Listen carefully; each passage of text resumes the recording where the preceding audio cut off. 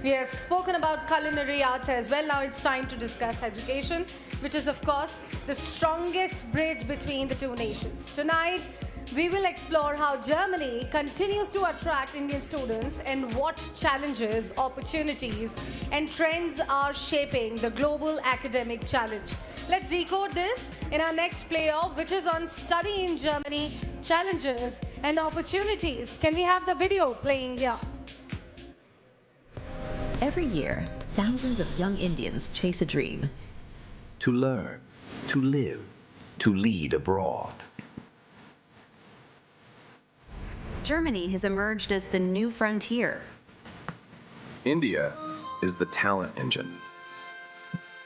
Students move, professors collaborate, ideas cross borders.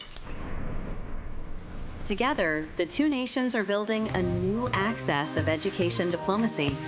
Dual degree pathways, skills-based programs, academic bridges that build futures. Education is no longer local. Germany seeks skills to fill its demographic gaps. India offers one of the world's largest talent pipelines. Together, they create global citizens. And win-win employment outcomes. It's a pact for the future. The playoff begins.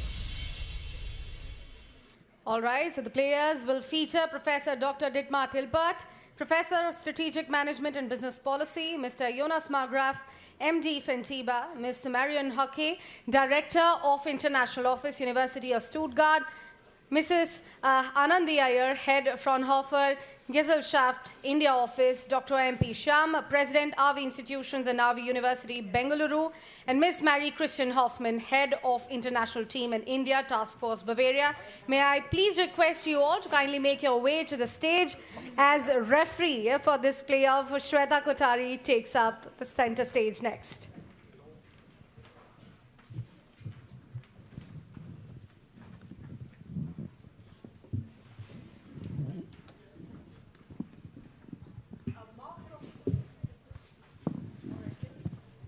Can you hear me? Oh, yes, you can hear me now. Mark is also joining us from Burma.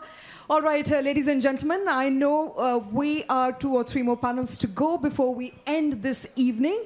And I have 35 minutes on the clock. And I believe 8 panelists here in front of me. So bear with me. I'm going to make it very quick. But at the same time, this is an issue that concerns all of us. We are talking about studying in Germany. Why has it become an imperative today? So while we look at changing global order, for Indian students today to be in Germany, it's not a question of if, it's a question of when.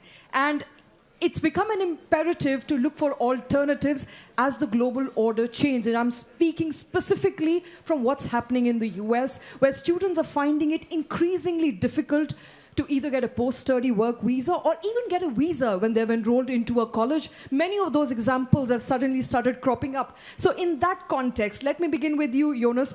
It's been a year since we spoke. Last year in India, in fact this year, February in India again, and you were very hopeful on more number of people coming into Germany. Where do we stand today with all of these changes coming to light in the last 6 months? Yeah, thanks, Sweta. Exactly. We talked over the last years, I think, over time, and we constantly track these changes. We're from Fintiba. We're helping international students coming to Germany, and we see every year a couple of thousands or 100,000 coming through our platform. So we see this trend. And I think we are really one of the industries in Germany that is really booming at the moment, and especially thanks to India. So I would say our hopes have always been exceeded. So we had more than 25,000 new students coming in from India, and we're building the diaspora. So we have more than 50,000 students in here, and I think it accelerates because more and more people know about the opportunities here, especially of finding a job, building a career. And yeah, Indians becoming really the nationality in Germany with the highest salaries. So I think it's a story that multiplies, and from our side it can go on like this. So are you preparing for more than 60,000 now? To what extent? What is the growth that you're looking at from this year onward? Given that, you know, perhaps EU-India FTA will be signed, and then more Indian students will look for alternatives to the US. Do you have an estimate? I have no estimate, but I know where the bottlenecks are. So I think people are lining up in India, but they don't come here. So the better we become in sort of processes like bureaucratic processes, in visa handling, in the APS in India, the more we will actually host here. And I think this is where we need to improve in Germany. And then the growth will continue like this. And I mean, it's double digit, so it's very nice. Very nice. Getting better. Professor Hilpert, you gave a very strong sales pitch this morning. You said, and you were speaking directly to Indian students this morning on the red carpet, and you said, why go to US? Come to Germany. Germany has everything to offer. Yeah, Yes. It's already on, yeah. I've been responsible at the European School of Business for over 23 years for the German-American links. And I actually saw all American top 100 universities. And I think the time is over of the Anglo-Saxon dominating the world in education. And here in Germany, we are at the same level. Sometimes I found out that we in Germany are much better than they are over in the United States. Actually, if you look in the United States at the undergraduate programs, and compare them to German undergraduate programs, you find out the quality is much, much lower. Everybody goes over to the United States into master programs, but in the master programs, there are about 10 to 15% Americans, and the rest is coming from the rest of the world. And they are paying so much money, $100,000 a year at least. And here in Germany, our big advantage is we have high quality, and the price for studying in Germany is incredibly low. In the master's degree, something like 1,500 euro in the state of Baden-Württemberg. So to the students, come to Germany, come to Baden-Württemberg. Well, yes, that deserves a round of applause, yes. But Marion, when I spoke to her earlier today, said, don't just fall for the charade of low money, low tuition fee. There is a lot more that Germany has to offer beyond low tuition fee. Exactly. I mean, you mentioned it as well. We have a very high quality in our education. Even though most of our universities are public universities, the best ranked universities that we have in Germany are public universities. So they have huge opportunities for research and also going on to the labor market. So what we do at universities nowadays, I mean, we help students when they arrive, we help them to integrate into the study programs, into the German education system, but we also help them to go on, and we try to prepare them for the workforce, for the labor market. We inform them about how to apply to a German company. What do I need to know if I go into a German company? There's a different culture in German companies than there might be in India. So we try to prepare them for that. And we are looking forward to have more of them, especially Indian students tend to go into the STEM field, and these are the fields that we definitely need in Germany. German students, it seems, tend not to go so much into STEM fields, and that's why we count on international students. All right, you know, I have to come to you at this point, Mr. Sham, because you have basically said in a lot of your speeches earlier as well that there is now a new opportunity for more students to come to EU and more specifically Germany, because it's not just low cost of tuition, it's also the research and the innovative environment that you don't usually get, you know, beyond fundamental research, you don't get in Indian universities. Over the last couple of years, Indian students coming to Germany has increased multifold. I think the Indian diaspora in Germany is the highest, beating the Chinese a couple of years ago. So there are a number of Indian universities and colleges which have study in Germany program. 1 year they study in India, where they're taught A1, A2 and B1 languages of German, and then they have a good foundation of mathematics, physics and other STEM subjects, and they are welcomed in Germany, and they have been doing exceedingly well in German schools because Indian students are very passionate to learn, very hardworking, and they're career oriented. And Germany opens up, not a good German degree, opens up a number of job opportunities in the EU region. We've also been doing a lot of industry-related programs with German companies in India. We have an advanced diploma in automotive mechatronics. We have IoT centers with German companies, so which helps them directly after a program of 10 months to 12 months, which are skill-based, to come directly into the European industry and the German industry here. So I find more and more students looking at Germany because the career opportunities are high and the quality of education, like some of them in the panelists were saying, is extremely high, especially in engineering and STEM subjects. STEM subjects. Ms. Iyer, do you agree with that? The quality of education when compared to India is extremely high, and that's an advantage that Indian students have when it comes to research, innovation, opportunities. What Germany offers, perhaps right now, India is lagging at the moment. Well, I think it's not just the quality of education, which is of course brilliant, and you can see that's a very variated kind of ecosystem where you have applied universities of applied sciences, you have full universities, you have research centers like the Fraunhofer. But I think what's really impressive about Germany is the seamless ecosystem that takes you from education to the market. So you have universities of applied sciences that give you dual training where there is more training than education in terms of theory, but you also have universities that give you more theory and also multidisciplinary subjects, which is the need of the hour today. But more importantly, for example, a Fraunhofer Institute, which is in the field of research, is directly connected to the university. Those students doing their docs and PhDs come into, they register at the university but do their PhD with us and then move into the industry. We have a broken ecosystem in India, which kind of, disconnects the student from the education to the industry. And that's where we are having the issues of not being a product nation and not moving up the value chain. So I think students coming to Germany should really look more at this huge opportunity of a seamless education that gives them the right kind of skills, which are depth and breadth to deal with the new learning environment, rather than just look at the low cost, because that would be the wrong focus, I think. Not just the low cost. Ms. Hoffman, are you worried that perhaps more international students are coming to Germany and taking up STEM subjects? Because that's what Marion and I were also talking about prior to the panel, that more international students are now enrolled into STEM subjects as opposed to the local talent, German students? Yes, so we established our India task force because we recognize that so many people from India are coming to Germany and they need support with the onboarding, support with... Could you hold your mic closer, ma'am? Closer? Yeah. Support with the onboarding, support with mental health, because they come to Germany, it's a new country, new people, new language, and we want to support them to have everything ready when they come to Germany and don't have something else to do and chill and concentrate on studies.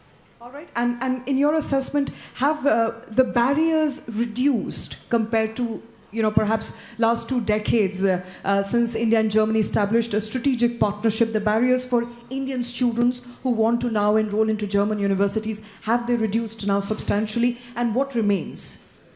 So we have a specific onboarding process for students. So we support them if they are still in India. So we share with them all necessary documents that they can register for health insurance before they come to Germany. And then they have everything ready for the embassy, for visa and so on. And we also support universities regarding international or intercultural teams and trainings and so on. So we recognize that this process we have to optimize regularly, but it works very good. And that's where I think, Mark, also the struggle is. A lot of Indian students coming to Germany, perhaps not really integrated with the culture in Germany. The language continues to be a barrier, although, it's getting better day after day. In your assessment, what are the bottlenecks still for Indian students?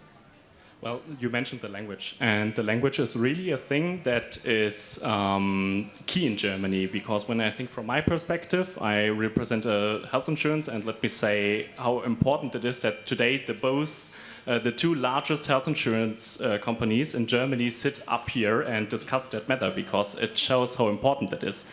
And when it comes to language, yeah, that is important because in Germany we are the land of red tape. We have a lot of bureaucracy in place, and language is still key because we as a public company send our letters in German. So when you understand the language, you really understand how to navigate the system, how you get everything you have to get, and how you can cope with challenges. So speaking the language is really key to stepping into your new life here in Germany and starting your new life. All right, so Jonas, language, blocked accounts, lengthy process, everything in German, Indian students finding it hard. You also come in there. Fintiba is doing great work in trying to bridge that gap. Yeah, but I would also add that if there's one language who knows, one country who knows how to deal with languages, then it's India. So I don't think there's... Yeah, we take a lot of pride in that. Yeah, exactly. So I think there's nothing to really worry about it, because I also make this comparison. If you take the percentage of English speakers in Germany versus India, I think the percentage is higher in Germany, of course, even if you have in total numbers, India is leading. So I think there's nothing to be worried about, because in Germany you will get along with English in your daily life, but of course, over the time of studies, it's so essential that you pick up German if you want to pursue a career and then live here. So I think it's worth taking the effort for what Germany offers, and this is quite an opportunity to start a career here and enter the labor market. Well, worth taking an effort, start learning German, and great many opportunities await for you. Mr. Sham, I think, apart from learning the language and going beyond language, one of the things that Indians, young students keenly eye is an opportunity to be employed, to get money, to make money. And now Germany offers 18-month, if I'm not wrong, of post-study work visa. Post-study work visa. And lateral entry is also relatively easy. Yes. Right. So in your assessment then, what are the challenges that Indian students have at the moment for those who are coming especially for post-graduation, where I believe German language is not necessary? I think post-graduation is really not a problem. We have a lot of students coming to the Tv9 universities.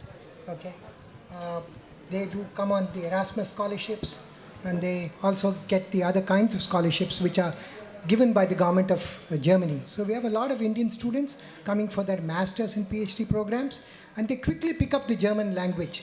And that's not an issue. It's with the undergraduate students who need to learn German, like if they have to get employed in the SME and the MSME industry, knowledge of German is very important, because like my panelists were saying, that letters are still written in German language.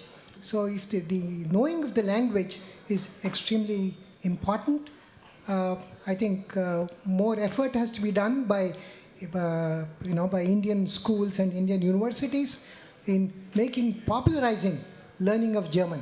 That would help them, because there are something like 500,000 jobs in Germany alone, which is available. Ready to be taken. Okay, 500,000 jobs, that's a lot. Ms. Iyer, what is basically at this point hindering Indian students to take fill some of those positions, take some of those positions? I know that there are cultural issues. We've heard often on social media, we don't know how true that is. Perhaps you can enlighten us of cultural issues that Indian students face, of the language barrier that we talked about, among a host of other issues that currently exist when it comes to being employed in Germany. What, according to you, are some of the challenges that international students and Indian students in particular are facing? See, I don't think there are too many cultural challenges, because like somebody said, Indians speak 5 languages and they are very different from each other. It's not like just a dialect. So learning one more language, and that which belongs to the similar Sprachfamilie, as they say, language tree, is not really a big challenge. And what you need to know is basically communicative German, so that you get integrated in your daily life. But I think the challenge really, what I hear from students, of course, I don't meet too many of the graduates, I'm talking about the PhDs and the postdocs that come to Fraunhofer, is that they are confronted with a very heavily practical way of teaching. And that takes a long time to learn. So very often I hear from my professors that Indian students are brilliant in theory, but the minute you put them in a lab, they are flummoxed, because they've never seen a machine, right? And the second I think thing we can all agree with that. Correct. So that's a process, it's a learning, and frankly, they adapt pretty well. But the other thing is that a lot of us coming from India are used to Anglo-Saxon countries where it is more welcoming. It's easier to settle in because there is a larger Indian community. And so the feeling of being away from home is more in Germany. Of course, it's changing, but you do feel that it's a little less welcoming than it would be in an English-speaking country. And the fact that you did not have for so many years your Indian community to back on. Of course, today you have cricket clubs and Diwali parties and everything else that goes with it. So I think it's an evolving situation. So there's an entire ecosystem now to support you in case you're in Germany. If you're homesick, then you have an entire ecosystem. Professor Hilpert, coming back to you, as we were discussing, some of the subjects that Indian students are interested in mostly is STEM subjects. And the maximum we ever go out of our classrooms is go to a park with a blackboard to study, which essentially means there is very little practical knowledge that is imparted on us during our undergrad and even during post-graduation. What are the challenges that you see when you're teaching Indian students? I see one problem here. We already have a typical German discussion. We talk about the universities of applied science, and importing students from India. I think we should export a system that we have in Germany, which is the corporate state universities. And we have so many companies that are over in India. Why shouldn't they start together with the Indian university a similar thing as these corporate state universities, where you are 3 months in the company, 3 months studying and doing this for 3 to 4 years? I think this would be wonderful. And talking to Indian students, just as mentioned, they are very clever, especially in mathematics. It's incredible how good they are. And therefore, again, I go for the Duale Hochschule Baden-Württemberg. This is a great idea, and this should be brought a little bit more to India. Could you translate that for us, those of us who don't understand German? No, the first thing would be another thing. When I've been over to India, I visit nearly all the Goethe-Institute, and I found out that they are doing a great job.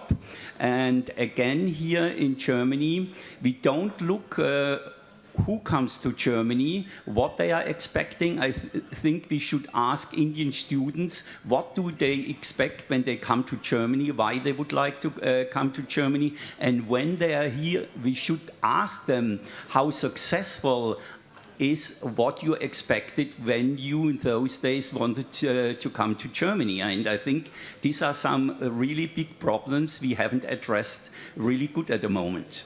All right, Marion, we were also briefly talking about public universities, private universities. Any person who studied here in a private university in India can tell you that it's expensive, but it's worth it. And we don't want to take our chances unless they are very well known, like the Delhi University or Mumbai University in India. We want to avoid public universities because the quality of education is just not good enough. But that's not the case in Germany, is it? No, it's completely different. As I mentioned earlier, the highest ranked universities that we have in Germany, they are all public universities. You mentioned the TU9, all of them, we're also part of the TU9, all of them are public universities. We rarely have private research universities, there's only a few. Most of the private universities would be universities of applied sciences, so they are more practically oriented. Maybe they have more specialized programs, but if you're looking for high quality, if you go with a public university, you're on the right track. They have a lot of very good research. They have a lot of international programs. They have international students. There's a lot of support there for international students. So you can definitely go for a public university. You don't need to go for a private university. I think that clears the air for a lot of people here in the room. I'm not sure if anybody wants to enroll in a German university. I hope they have kids who want to enroll in universities. They could come. So that's good knowledge. That's good knowledge because there is clarity that public university is to go for, perhaps a better choice. Mark, I want to come back to you. We were talking about some of the processes that continue to be a hinder, and you work in insurance sector, and that was also one of the things that Indian students often found very difficult to navigate. Has it become easier now?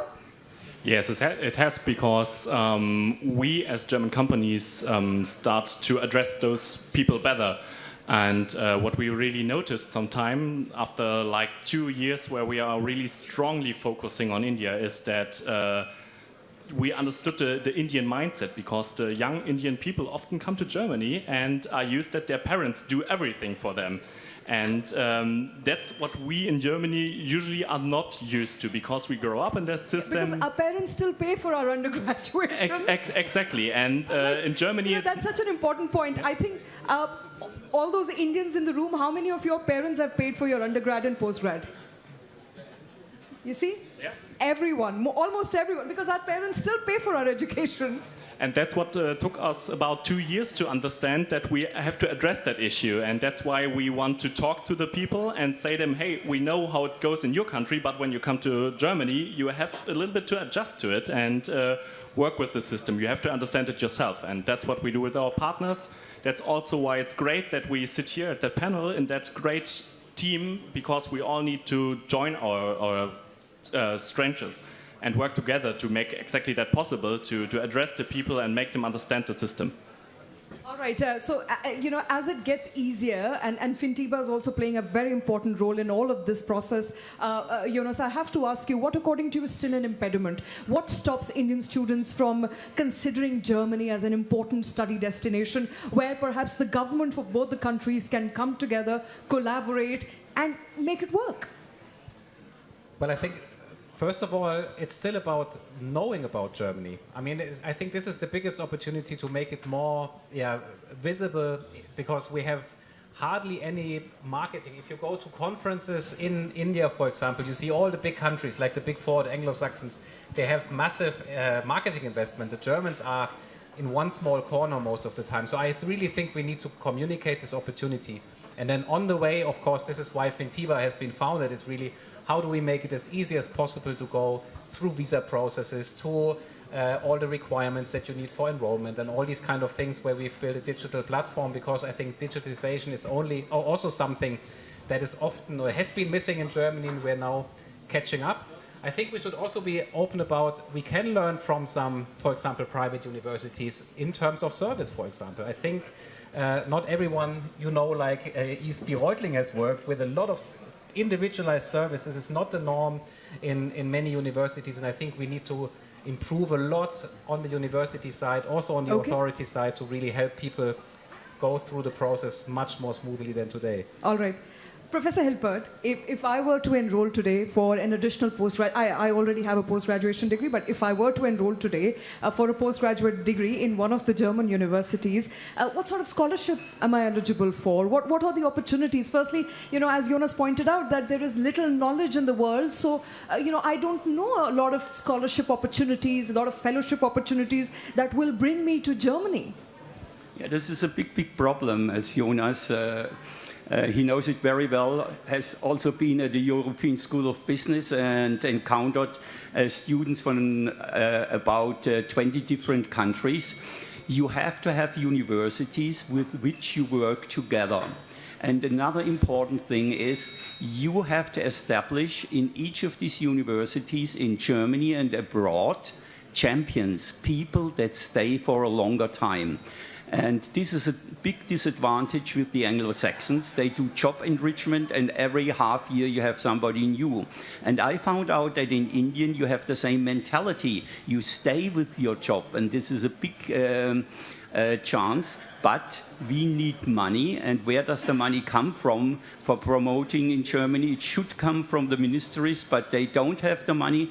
Perhaps there are some companies around that think that would be a great idea, supporting promotion of Germany and studying in Germany in India. That automatically brings me to my next question, and that is the market economics, Marion, is not working quite in favor of Germany, is it? Pardon, sorry. The economics, the market situation, the inflation, the economic development of, the GDP numbers are not looking very great. The job market is shrinking at the moment. So that does make a lot of Indians worry whether they should come to Germany when it has its own internal problems right now to deal with. Oh, that's a tough question. Well, so let me make it easy for you. Have any of your students, international students, come to you worried about possibility of being jobless at the end of their course? Not necessarily. I mean, we try to prepare them as good as we can. We try to prepare them on how to find jobs. And yes, the situation is a bit difficult, but we also tell them, well, if they want to stay in the area. They want to stay in the region, they want to stay in the area. But sometimes we tell them, you know, you have to maybe go a bit further. Go to some other state, see if they have jobs there. So this is something that we try to tell them and show them what opportunities are they. What we also do is tell them that during their studies they can also learn some they can get some practical experience. They can do an internship, you know, and that might help them also find a job later on.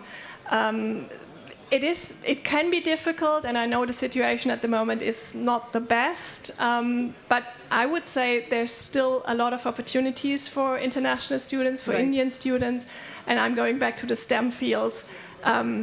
They are still sought for. Okay, just STEM? And any other field? For people like us who are in the arts field, what happens to us? I would say, I don't know, maybe medicine is something. I don't know, maybe the others can help me out here. So this might be also something. Okay. STEMs and medicine for now. Sham, you're agreeing with that? Yes, I agree with her. All right. And so before I end, Ms. Hoffman, coming to you, finally, as I said, you know, a lot of Indian students perhaps who are going to watch this panel, and all of you academics, founders, people who are trying to assist more students to get a job, to find better opportunities by the way of education, research, so on and so forth, are also looking at the possibility of making it easier to enter into Germany and have a life in Germany. And so you said you've been helping a lot of Indian students at the moment. What sort of queries are you getting when it comes to Indian students? What are they most worried about? The most worries are homesickness is a big worry. To find a community in Germany. This is why TK is also supporting companies that they can build a good international team. So we support HR with trainings and also help the expats to settle in Germany. And they also have a direct contact person at TK. So in our team, they always have an ear for every questions coming up. And we also communicate with them in English, and I think this is also a very important topic. And we want to make Germany attractive, so we want that they stay in Germany as long as they can. So we work together with universities and companies very closely. All right, thank you very much for that. I think I'm going to hand it over back to my colleague now. Thank you very much, all of you, for taking time out, for being with us this evening. Studying in Germany is not a question, as I mentioned earlier, a question of if. It's a question of when, all the more given how difficult student life is and how world is changing very rapidly. Thank you all of you for making it easier perhaps for Indian students to make a choice this evening. Thank you. Requesting all of you on stage to please stay on stage because it's time for the shawl and scarf presentation. We have a big surprise for you as far as the scarf presentation is concerned. To present the shawls, let me first invite Mr. Amit Tripathi, Chief Revenue Officer of the TV9 Network. And for the scarf presentation from 4FB Stuttgart, we have a big surprise. Ladies and gentlemen, put your hands together for Stuttgart legend Kakao, who will be presenting the scarf. Huge round of applause for Kakao. Thank you so much, sir, for being with us.